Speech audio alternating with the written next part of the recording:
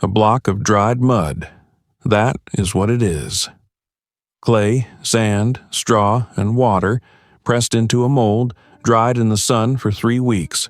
No kiln, no cement, no engineered fibers.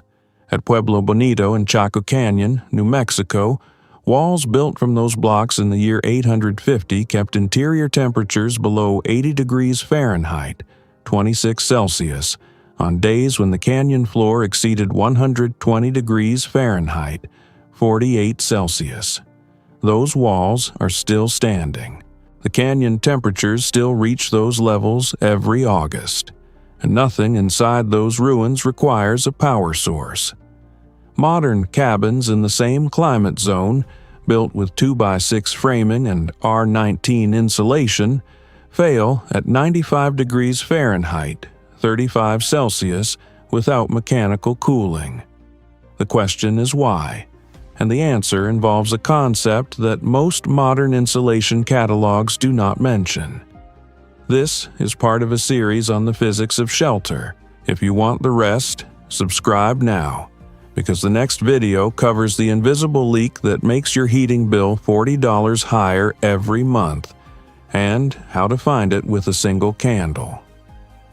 Let me start with what the builders of Pueblo Bonito actually understood.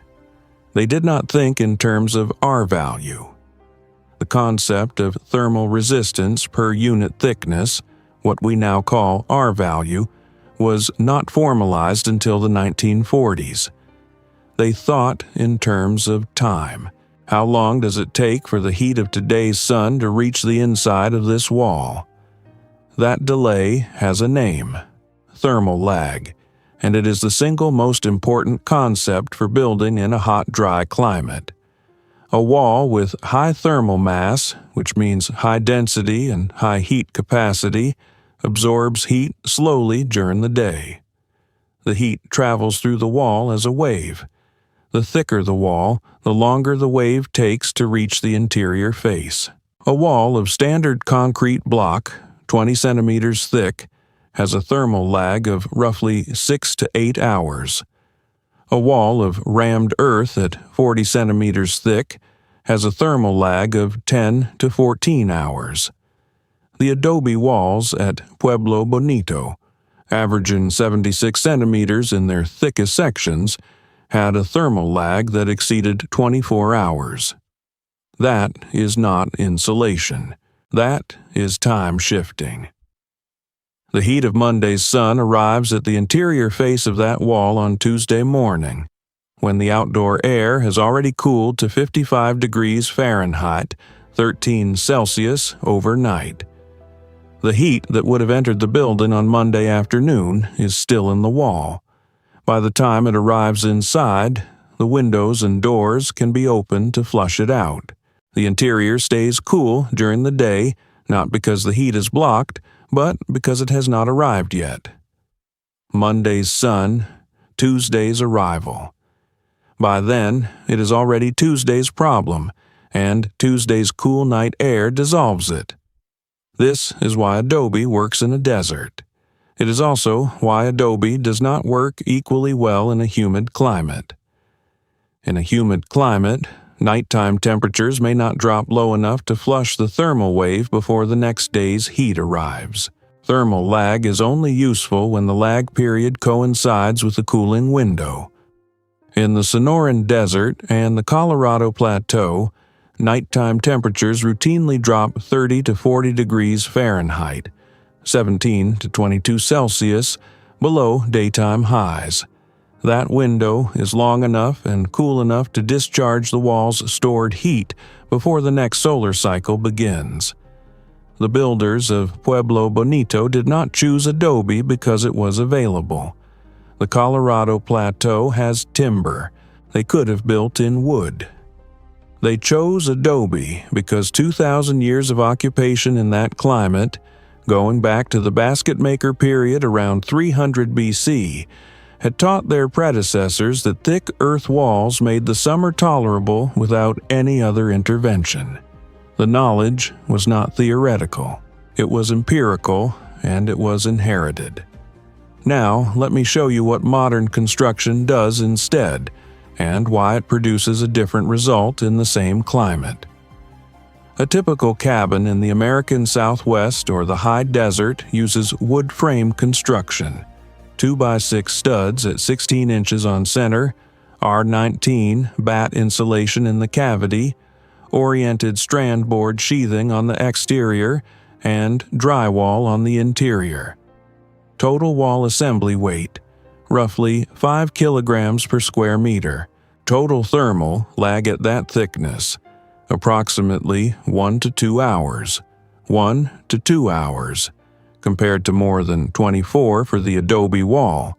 This means that solar heat absorbed by the exterior cladding at noon arrives at the interior face of the stud wall by 2 in the afternoon, at peak comfort demand, when the occupants are trying to sleep during a siesta or when children are trying to nap.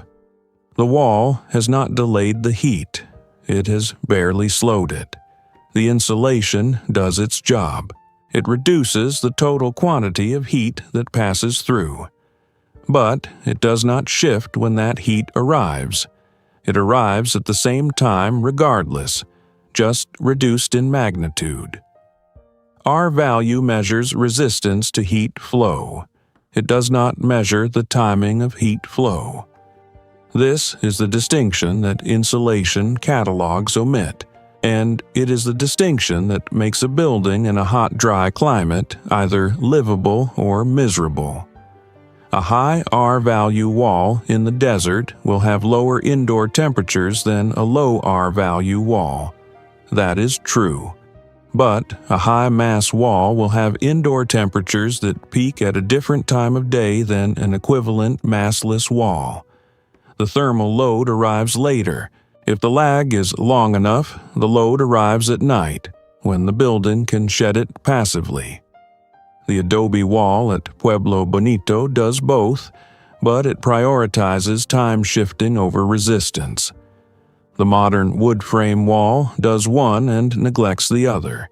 So, what does this mean for someone building a cabin in a hot, dry climate today? It does not mean building with Adobe. Adobe requires specific soil composition, skill in mixing and laying, and a commitment to thick walls that reduces interior floor area substantially. A 25-foot wide cabin with 76-centimeter walls on all 4 sides has an interior that is effectively 4.5 feet narrower than the exterior suggests. That is a real constraint, but the principle is applicable without the material. Option 1. Rammed earth or compressed earth blocks, mechanically produced, structurally consistent, and available from commercial suppliers in the Southwest and in parts of the Mountain West. Walls at 30 to 40 centimeters thickness provide a thermal lag of 10 to 14 hours at a fraction of the material complexity of traditional Adobe. The California Energy Commission has included rammed earth in its list of recognized high-mass construction methods since 2004. Option 2. Insulated concrete forms, known as ICF. Concrete placed between 2 rigid foam panels. The resulting wall is dense enough to provide meaningful thermal lag, 4 to 6 hours at standard ICF thickness, while the foam exterior provides additional resistance. Not equivalent to Adobe, but substantially better than wood frame in hot, dry conditions. Option 3. Hybrid wall. Wood frame on the interior for utility runs and finish surfaces, with a substantial exterior layer of a dense material. In the American Southwest, some builders use a 2-layer system. Standard stud framing, backed by a 4-inch layer of dry stack stone or compressed earth block on the exterior face. The mass is on the outside, where it intercepts the solar load before it can reach the insulation cavity. The sequence matters. Mass on the outside slows the entry of heat. Mass on the inside stores heat that has already entered. For a summer cooling strategy in a hot, dry climate, exterior mass is the priority. Interior mass is a winter heating strategy. This is what the Pueblo Bonito builders knew without the vocabulary to name it. They oriented the mass toward the sun. The thickest walls faced south and west, the directions of maximum solar exposure in the northern hemisphere summer afternoon. The thinner partition walls between rooms faced north or were interior. The thermal lag they needed was built into the directions that needed it most. Orientation is part of the system. Now, for a cabin already built in wood frame, you cannot add mass inside the existing walls. That ship has sailed. But you can add thermal mass to the interior surfaces in a way that adds meaningful lag to the system. Earthen plaster applied to interior walls at 1-inch thickness adds meaningful mass. It is not equivalent to Adobe, but it is a real number. Dense pack cellulose in the wall cavities, rather than batt insulation, adds some mass while improving our value. Exposed concrete or stone flooring on a slab acts as a thermal flywheel for solar heat entering through south-facing windows. These are partial measures. They shift the performance of a wood frame cabin toward higher lag without replacing the structure. The shift is measurable. It is not overkill in 95. It is overkill and 88. That is the difference between miserable and uncomfortable, and in August in the desert, that matters. The builders at Chaco Canyon did not have access to foam insulation, radiant barriers, or mechanical cooling. What they had was a material that weighed enough to act as a buffer between the sun and the people inside. They stacked those blocks until the buffer was thick enough to outlast the day. 800 years later, the walls are still doing what they were asked to do. That block of dried mud, the one I described at the start, is still the most honest thermal performance story in desert architecture. Not because it is the best engineered material, because it understood the problem correctly from the beginning. The problem is not the quantity of heat, it is the timing. That bloke of Adobe, sitting in afternoon sun with its outer face at 110 degrees and its inner face at 78, is not a miracle. It is time management. The fix was always there. You just couldn't see it. If you were building a cabin in a hot, dry climate from scratch today, what would you change about the walls? Tell me in the comments.